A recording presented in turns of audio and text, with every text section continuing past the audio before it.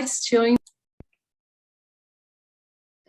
Hi, welcome to the third webinar in the CSET webinar series. Our presenter today is Suwan Shen. She's presenting her project that was funded through CSET. She is a researcher at the University of Hawaii, Manoa, who is one of our CSET partners. So Suwan, take it away. Thank you for the introduction, Vicky. Thank you all for joining the webinar today. Glad to happy to be here to present the research. So this is the research funded by the CSET. This is a research trying to assess the transportation vulnerability to climate change, and then using Hawaii as a case study. So I just, without further ado, just get started. So for today's presentation, the title is "Where would the at-risk roads need to?" Right, and then we are trying to exploring the community concerns and priorities to sea level rise through community engagement and community surveys.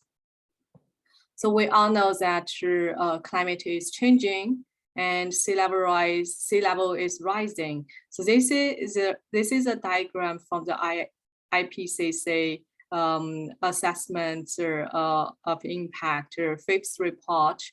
So it projects that currently we are in the process of rising the sea levels, and then into the future, depending on how we mitigate the greenhouse gas over the next few decades, the sea level can rise between the 20 centimeters up to almost a meter, which is 3.2 feet in the future for globally the mean sea level. However, it's sea level rise is, although it's projected into the future, it's projected to happen over the next decades, but it's not a new phenomenon, and its impact is already beginning to showing up. And its impact on transportation is significant already.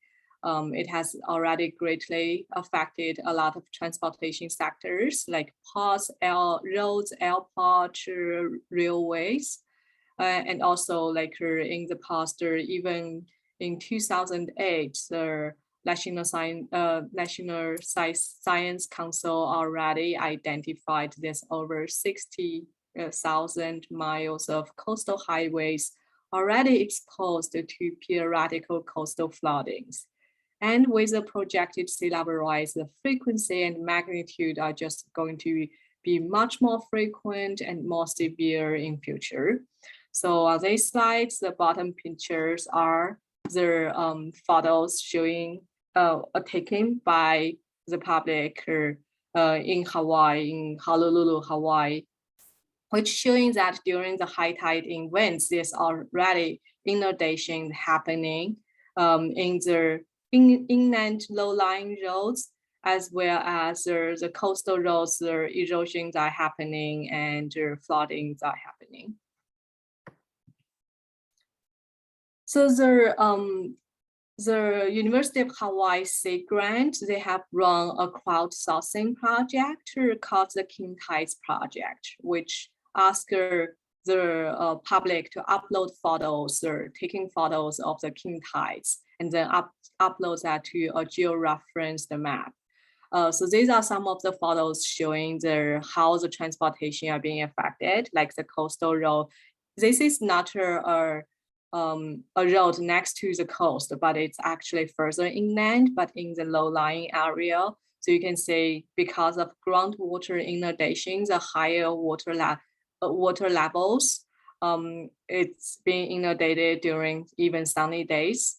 And then parking garage are being affected. Sewer system, drainage systems are being affected because of the high water levels. And also other modes other than just driving a car, like pedestrian and bicyclist, can be affected as well. This is a photo showing how the sidewalk are being affected in Waikiki. So this is a phenomenon that's not only happening in Hawaii, but also across the United States.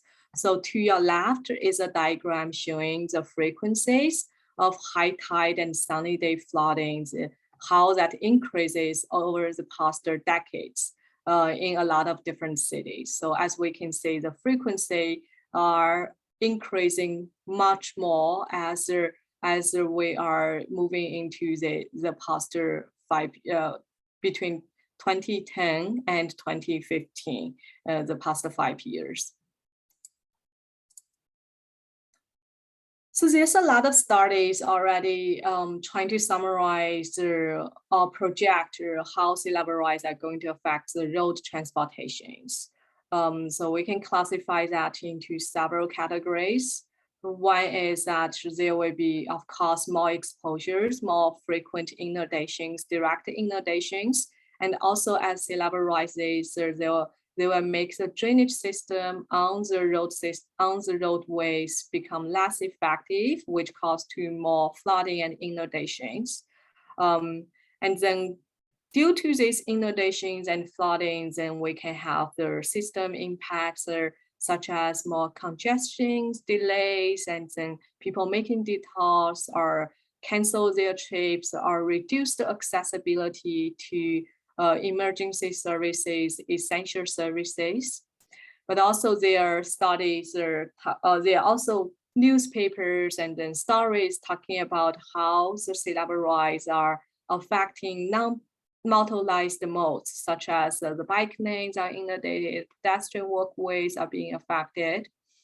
And in the bottom, these regions are where there's already existing studies talking about sea level rise impacts on road transportations, and which they already experience some recurrent high tide floodings.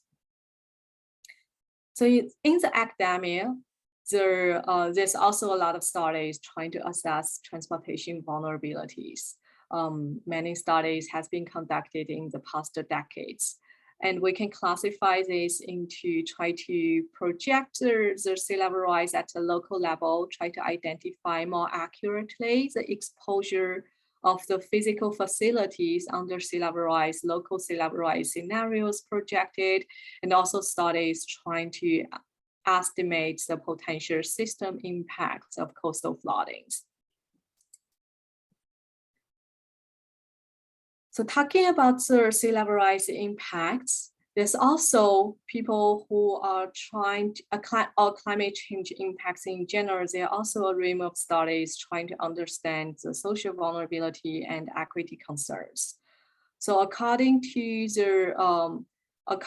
Blakey, back in 1994, he and others defined social vulnerability as the characteristic of an individual or groups that influence their capacity to anticipate, cope with, resist, and recover from a physical hazards. So this is the concept which considers social vulnerability as an inherent characteristic that prevent people to respond to hazards events. But in terms of sea level rise impact studies, most of the study are focusing on assessing the physical impacts and the system impacts, but less on the social vulnerabilities of the affected communities. Part of this is because there's no empirical data for it. So how would the sea level rise impacts affect the socially vulnerable groups? There are several types of potential impacts. First is because of the environmental justice issues in the past, then there could be greater exposures of people, socially vulnerable population groups. In the hazard-prone areas, there could be people, more socially vulnerable populations, low-income residents, reside in more low-lying areas closer to the coast, and there could be limited infrastructure support for them to deal with the hazards events. There could also be greater impacts there in terms of higher levels of severities because they have lower adaptive capacities. They have fewer assets which allow them to adapt to the projected sea level rise. But also there could be indirect impacts, which might increase their service demand, but because of the sea level rise, it actually has a reduced accessibility to the type of service they needed. So for example, climate change might increase people's health impacts on vulnerable populations, increase their demands for emergency services and healthcare services. But for those of who are vulnerable populations like the elderly who are living in the low-lying areas, their road access to such kind of services might be further reduced with the projected sea level rise. So to your right, these are a list of very common typical social vulnerability indicators in the literature.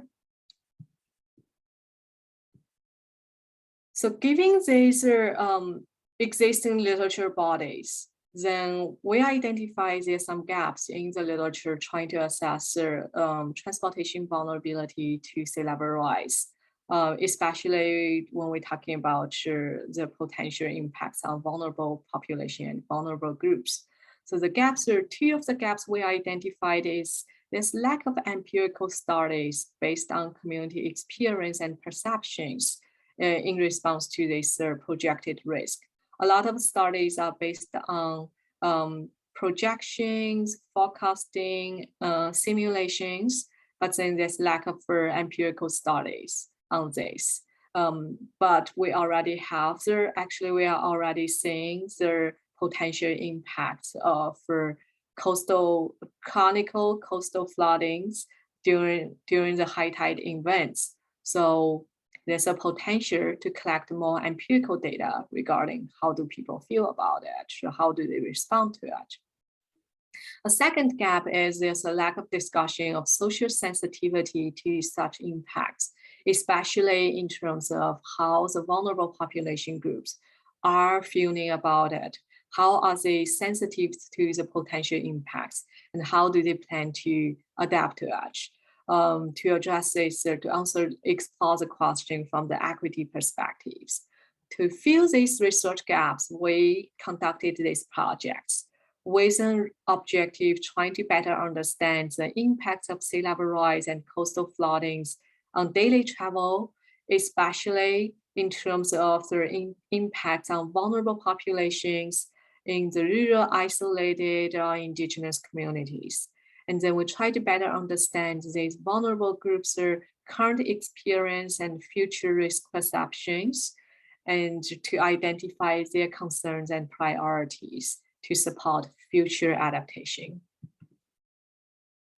The case study area is Honolulu, Hawaii. So why we choose this as a case study area? Because of three reasons. One is this tremendous impacts projected for sea level rise in this case study area. So according to the existing studies, the projected 3.2 feet sea level rise can cost 19 billion loss of land and structures, and also over 100 miles of flooded roadways and coastal highways in the study area. So a lot of because of the geographies here, a lot of the road networks are actually around the coastal area in the low-lying area, because further inland are high elevation mountains or areas that's preserved for conservations. The second reason why we choose this case study area is it already experienced the impacts during high tide events. As I show in the introduction, the photos at the beginning, people already showing how the sea level rise can do to transportation systems, and then this is reflected in the high tide events already. And then this case study area already experienced multiple events of high tides already. And the last is geographical conditions. So because of the reason I talked about, like in the all the low-lying areas along the coast, these are actually where the population concentrate. where the properties are, where the transportation infrastructure located. It's most of them are along the coastal lines, which makes the case study area especially vulnerable to the potential sea level rise. So in our case study area, there are many indicators of social vulnerabilities, but then looking at the existing data available and also the literature, the existing studies, we identify 6 indicators that represent the social vulnerability in Hawaii. So these are the low-income residents, the elderly and children, and certain ethnic groups such as Native Hawaiian Pacific Islanders, and then also like residents without a car, and also households with children. So trying to approach the research objective, research questions, and then try to better understand how the communities are experiencing their high tide events, the coastal floodings, and then how does these events affect their daily travels. We reach out to the community to distribute to community surveys. So to design the better community outreach, we design the survey with 30 questions, and then we distribute that both in person and online. And then we talk about, in these 30 questions, we cover 6 elements, which is the experience with coastal flooding. And then we make it very specific that we're talking about chronic coastal floodings rather than coastal flooding caused by hurricanes or more extreme events. And then we talk about the level of impacts of different causes, different hazard conditions. Or we ask them about their sea level rise risk perceptions, the type of impacts, on what kind of transportation mode, and the impact on accessibility as well as their demographics. So to help raise their attention to these issues and increase the participation rates, we try to engage the communities through facilitated community workshops. And then we try to design the questionnaires with very clear explanations of the potential impacts and the type of hazard conditions. We also design this with different geographical scale of maps, and then we separate today's impacts and future concerns. To boost the survey participation and obtain diverse opinions from different communities, especially the most vulnerable ones, we went to different coastal community neighborhood board meetings throughout the island of Oahu to introduce the project and then to recruit survey participants and talking to the public there.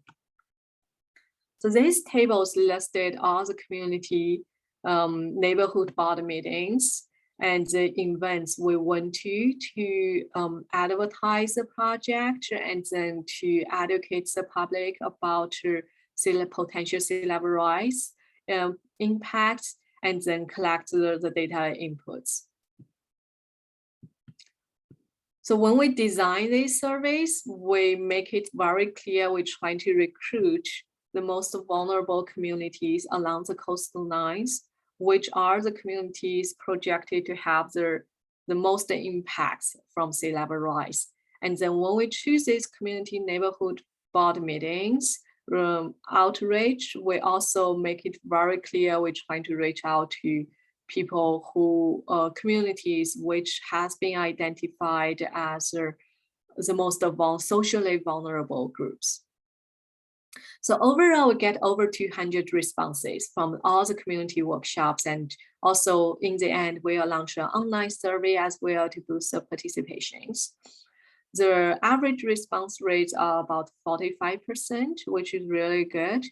The respondents surveyed varied in age, ethnicity, income, and household home ownerships, as you can see in the summary tables. And then we have a wide representation of the vulnerable groups throughout the study area.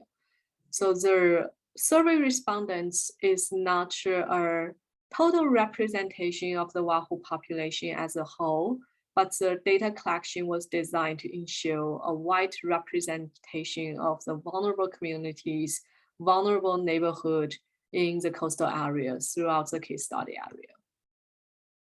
So next, I will talk about our findings. The first is we ask them about their experience with adverse conditions on coastal roads. We realize that when people experience their potential impacts, they probably won't tell about how it was caused. So when we distribute surveys, we give them some explanations of the potential difference, and then we also break it down by the different types of adverse conditions. So to our surprise, that other direct inundations does not show up as a top most frequently experienced hazard conditions on coastal roads, but then secondary impact like construction and maintenance on coastal roads are the most frequently experienced. And then we break it down by the potential type of impacts by different conditions. So we can say that a lot of these impacts most frequently experienced are detours, and then flooded routes, and then flooded routes and making detours, as well as reduced services. We also asked the respondents to rate the level of impacts by hazard conditions. So again, construction and maintenance on coastal roads and coastal erosions has the highest average impacts rating compared to others. In terms of the affected transportation mode, car, of course, dominates that. So there's 65% of the respondents say their travel was affected by the coastal hazard condition when they are driving, followed by walking and bicycling and transit. Although this already over majority of them are talking about car are being affected a lot, but then looking at the data, the mode share in the study area, so which is over 80–90% of people are driving. Well, we would say that in our surveys, there's a lot of representations of people who are taking bus and walking and biking. And also they emphasize that the potential sea level rise are affecting the non-motorized trip as well. We also break down the experience of adverse conditions by transportation mode, which draws some very interesting findings. So we see that construction and maintenance, storm surge, and coastal erosions are the three dominant adverse conditions across all the travel mode. But then again, construction and maintenance are the most experienced transportation disruption by people who are driving, followed by transit riders. So this is not surprising because construction and maintenance has a lot of impacts on travel delays and then about road closures and making detours, which will affect car drivers and bus routers a lot. But then we also find that transit commuters has experienced much more coastal erosion and other type of coastal floodings. So transit rider has experienced more storm surge and king tide floodings compared with other mode. So storm surge and king tide flooding, which brings their implementation is that maybe the transit stops at stations and transit routes maybe are located in the coastal areas as well as low-lying areas. So which is something we should further check to make sure further adaptation of the physical facilities for transit riders. And then another interesting thing is that the motorcycles. So people who choose their motorcycle modes are being affected. They have much more experience with their other type of coastal floodings and coastal erosions. So when they talk about other type of coastal floodings, they write down these are in terms of storms or rainfalls, precipitations caused floodings. So this could be because there's the motorcycle riders, they prefer to ride on the coastal scenic roads compared to other modes. This could also because the motorcycle riders, they are more weather related, they are more sensitive to the weather related closures and weather related conditions. And finally, people who are cycling experience much more groundwater inundations compared to other modes, which indicates that bus routes and facilities further inland may also be at risk. And then we ask them about their trip purpose of being affected. So majority, over 1/3, choose that they are being affected when they commute to work or return homes. And then trip to groceries and family and social events was the second most frequently affected, followed by recreational and leisure trips and other shopping trips. So travel accessibility to work and home is very critical to social vulnerable groups whose house livings income depends on daily economic activities, as shown in these questions. But when we ask them about how the coastal flooding affects their access to the different opportunities, so including like job, grocery, cultural activity, emergency services, education, and park and recreation. To our surprise, park and recreation activity was rated as the most affected by most people, followed by grocery activities and traditional and cultural activities. So university and access to university and college, also experienced by fewer people, also has the second highest average rating in terms of the severities, which is not reflected in this diagram. So when we ask them about how they think sea level rise are going to affect their access to these opportunities, again, park and recreation are their top concerns, followed by emergency services, grocery activities, and traditional and cultural activities. So these are interesting findings because although most of the trips are being affected are work-related trips, but people's concerns is actually more about the park and recreation access. And then we do more analysis about how does people's experience and risk perceptions are related to their social vulnerabilities and equities. So first, we analyze how does their experience of different type of hazards are different or similar between different groups.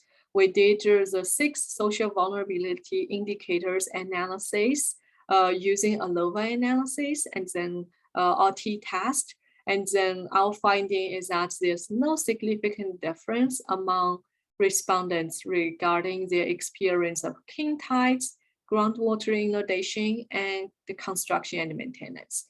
These are 3 impacts that all the groups experience quite similarly.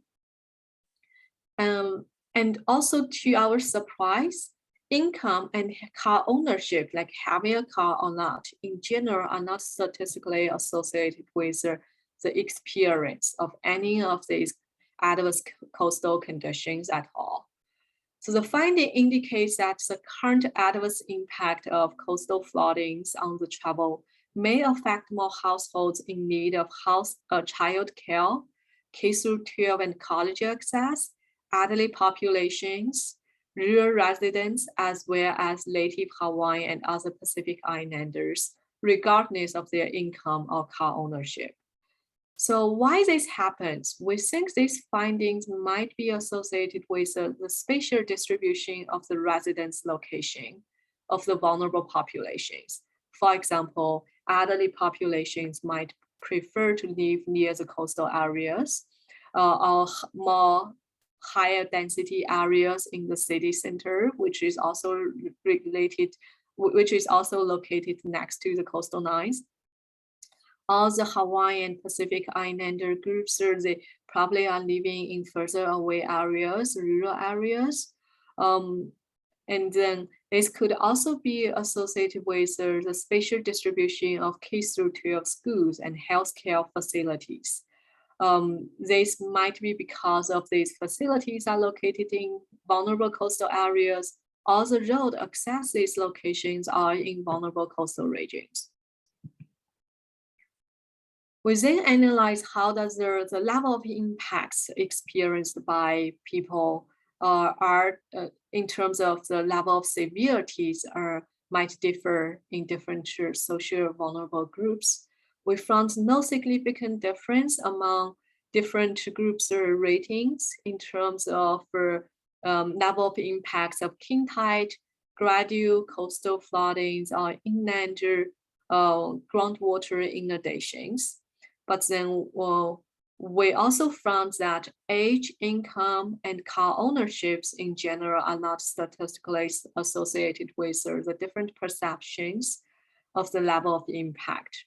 We find that what do shows a difference are the current impact of coastal floodings are greatly experienced by households with concerns about school access, by rural residents again, by native Hawaiian and Pacific Islanders concerned about their access to wider resources through coastal roads. And then we analyze their affected trip purposes by the ethnicities, between the native Hawaiian and Pacific Islanders and other groups through the chi-square test of independence. We found that no significant relationship between the affected trip purpose and car ownerships, no association between recreational leisure trips and any demographic tested, which is recreational and leisure trips are a major concern for all the groups. But there are higher percentage of affected trips in all trip purposes reported by native Hawaiian and Pacific Islanders compared to other groups, except for recreation and leisure trips. So this might be in part because there are some native Hawaiian and Pacific Islander communities living further away rural areas. And then the residents in the rural area do report a higher percentage of grocery trips being affected compared to the urban and suburban residents. But this does not tell the whole stories. This cannot explain their factor of education access, grocery access. So school locations, grocery access, and social networking all have an influence on their how they are being affected.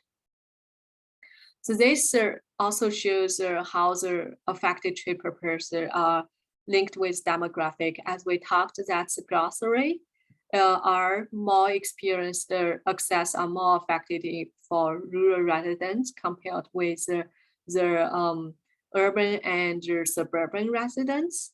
And then younger residents has more school trips affected, which is not surprising because they have more needs for education, but not the household with children or not, which is interesting. So which means the affected trip purpose may be more about access to adult education such as college rather than K-12.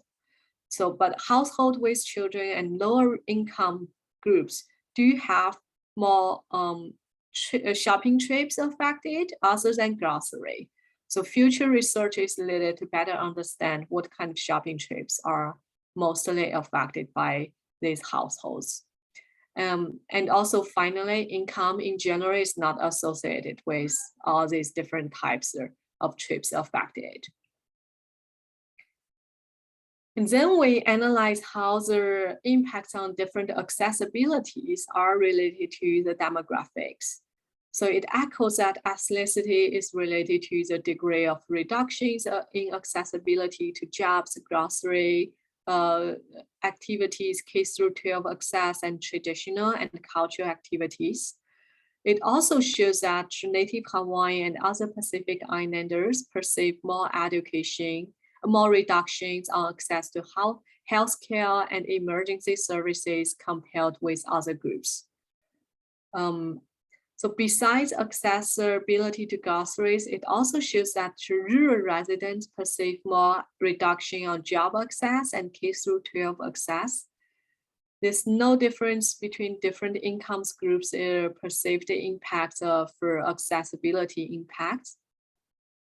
A household with children perceive more reduction in accessibility to culture and traditional services compared to the ones without children, which is quite interesting.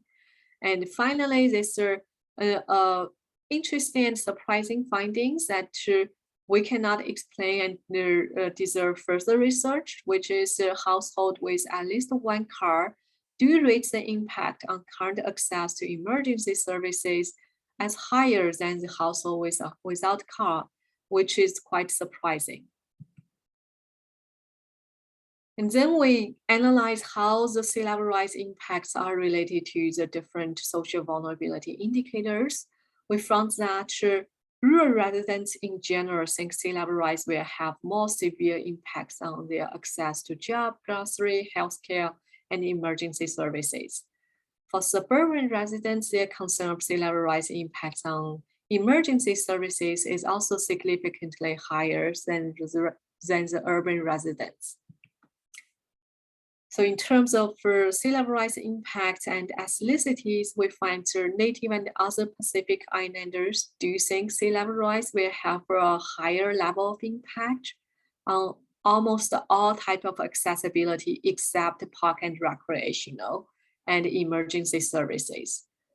So the biggest, it is worth mentioning that the biggest difference between Native Hawaiian and other Pacific Islanders' expected impacts and are regarding culture and traditional activities access reductions. In terms of other social vulnerability indicators, we found that lower income in general is not related to the expected level of impact of sea level rise on accessibility, except for park and recreational access, which lower income reported a slightly higher level of concerns than the rest of the population. We also find that households with children in general consider sea level rise will have higher level of impact in all these aspects, which is not surprising. Finally, regarding the impact on car ownerships, we find residents without car generally has a higher level of concerns for sea level rise impacts on job, grocery, K through 12 access, healthcare, and emergency services. This is not surprising either because the ones without car usually have lower accessibility at the present too. But given the projected sea level rise, their accessibility can be affected significantly. So these are the findings from the surveys. And then we are curious about why these are the case, or how does it, is it because people feel this way? People are more sensitive to certain type of impacts, or is it because they are having more exposures? So to compare that, to validate that, we compare these perception analysis results with the model results. So in our previous studies, we did we analyzed the transportation accessibility to coastal flooding, sea level rise flooding in the case study area using the normalized Hansen accessibility index to all the different type of accessibilities. We identify the 1% annual exceedant probabilities, which is equivalent to the king tide events And then we use that to do the analysis, identify how does the accessibility to all these different opportunities and resources looks like at the present day without flooding, and how does that reduce with the projected floodings. So in our analysis, we find the darker the color is, the more accessible the region is. So without tidal flooding, grocery stores and parks are the most accessible, but also have the greatest regional disparities.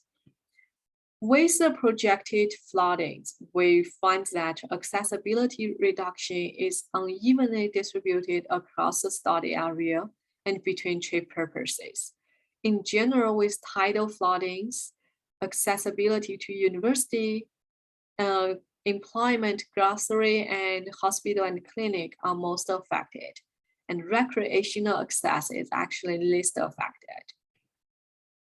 So when we compare these results with the modeling results, like the current perceptions or the future risk perceptions with the model results of current accessibility versus whether the projected king tidal floodings, then we found that the survey disclosed that people currently experience more impact of tidal flooding on park and recreational access, job access, and grocery access. But the model shows that actually education, healthcare, and emergency services are the most affected at the moment, are the worst accessibility at the moment. With the projected sea level rise, people are concerned about park and recreation, emergency service and culture, and traditional activity access, followed by grocery. While the models say access to education, grocery, healthcare, and job will be affected most. So which realizes discrepancies between the survey results and the model results. So we think the possible explanations of that is, first, it may be people are more concerned about certain resources and opportunities, such as park and recreational access, job, and grocery, more than the others, like emergency, hospital, and college access. So this may be because people use park and recreational facilities, go to workspace, or do grocery shopping more frequently than emergency services, hospital services. It could also be because more people use these facilities compared to people who use emergency and hospital services, which justifies that it's just people value these resources more and more sensitive to their impacts. But there could be a second explanation, which is there might be these accessibilities are actually being affected more severely than other type of accessibilities, but the model results didn't reflect that because certain ways of impacts like congestion, maintenance, and detour are not well understood and accurately estimated in the modeling process. So the gaps between the perception and the model results could also be a combination of the two, which deserves further research explorations. So the conclusions, 4 important findings of takeaways. One is the importance to take indirect secondary impacts into consideration when we try to project the impacts of sea level rise. Because there are a lot of people, when they are being affected by the coastal floodings or coastal erosions, they don't know they are being affected by sea level rise directly. What they saw is on a road closure sign. What they saw is a maintenance site. So they might think that it's just a construction and maintenance rather than thinking that's flooding caused or more construction and maintenance. And with the projected climate change and sea level rise, construction and maintenance will just become more and more frequently. Second is that this unequal distribution of the impacts. We do find more frequent and severe experience by residents in rural areas, elderly, household with children and native certain ethnicity groups like Native Hawaiian Pacific Islanders, which means that we should devote more resources and in adaptation towards these vulnerable groups. But to our surprise, that most of the impacts and concerns are regardless of the respondents' income or car ownership in general, which means that income and car ownerships might be a great indication of social vulnerability in general, but in terms of sea level rise impacts on transportation vulnerabilities, they are not related to these impacts directly in the case study area. And the third one is that there's different sensitivities to these impacts by different type of mode, right? So for people who are driving and taking transit, they're most sensitive to construction and maintenance because of the detour and delays in traffic. Transit riders are also sensitive to the potential locations of transit stations or transit stops facilities in the coastal areas exposed to storm surge and king tide floodings. Motorcycle, on the other hand, more sensitive to the weather-related events, as well as coastal erosions on the scenic roads.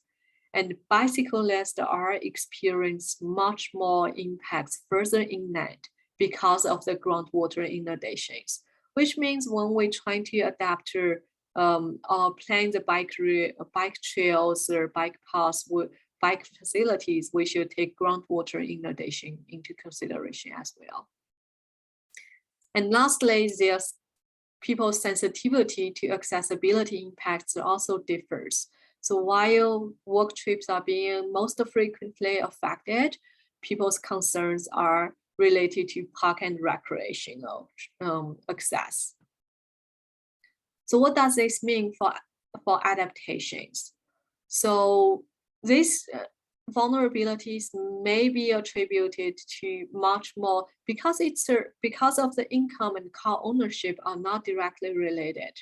So we think that transportation vulnerability will be more attributed to the location of the residence or needs facilities, or the exposure of the road accessing these facilities or their residents, rather than the inherent socioeconomic conditions. And then this justifies the importance to integrate land use planning into transportation adaptations, especially for vulnerable populations, residential locations, the workspace locations, school location, healthcare centers, emergency services, as well as the road access should be well planned. And finally, two things that people emphasize and are more sensitive to their impact and concerned more with the projected sea level rise. One is park and recreational access, and another is culture and traditional activities. So in our sea level rise adaptations, we should discuss how to protect or relocate the parks, recreational facilities, or cultural heritage sites, and then to make sure that these sites in the coastal areas can be accessed in future with the projected sea level rise. Finally, I want to thank the Center for Safety and Equity in Transportation for the support of the research projects. I also want to thank the graduate students who work on the project, Diane Shi, for her dedications. And that'll be all. If you have any questions, feel free to send that in the chat message. And also feel free to email me if you have any thoughts afterwards. Thank you. Thank you, Suwon, for a lovely presentation. Chat, or if you feel like, if you wish to raise your hand, let me know. I'd be happy to allow any of our attendees to talk to Suwon to ask their question. either there or the chat? All right, it does not appear that we have any questions. Well, thank you again, Suwon, and thank you, our attendees. I hope you enjoyed this presentation, and it will be posted on YouTube at the AIDC YouTube channel. And there is another webinar planned for March, and I'm looking for a presenter for February. So thanks again.